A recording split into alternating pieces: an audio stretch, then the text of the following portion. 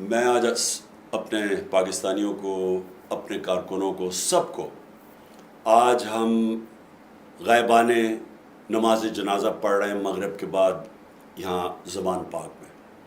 کن کے لیے؟ وہ شہداء کے لیے، جو لوگ صرف نکلے تھے اپنے حقوق کے لیے پرامن احتجاج کرنے کے لیے، جن کو سیدھی گولیاں ماری گئی، اور کتنے اور جو بیچارے ابھی ہسپتالوں میں بڑی سیریس گولیوں کی انجریز ہوئی ہیں ان کو۔ اور افسوس یہ ہے کہ کوئی اس کے اوپر تحقیقات نہیں کر رہی، کوئی اس کے اوپر انکوائری نہیں ہے، کوئی دنیا میں اجازت نہیں دیتا اس طرح کسی کو گولیاں مارنے کے لیے۔ آپ فرانس کے اندر دیکھیں، سیدھے سیدھے پیٹرول بم پھینک رہے ہیں پولیس کے اوپر، ایک آدمی کو گولی کسی نے نہیں ماری، کیونکہ آزاد ملک ہے۔ غلاموں سے یہ ہوتا ہے۔ جنرل ڈائر نے یہ کیا تھا، پرامن احتجاج ہو رہا ان کے اوپر گولیاں چلا دی، کیونکہ وہ ہمارے آقا تھے، ہم ان کے غلام تھے۔ تو ہم نے اپنے شہداء کے لیے سب نے آج یہاں جمع ہونا ہے مغرب کے بعد، اور ان کا غائبانِ نماز جنازہ پڑھنی ہے۔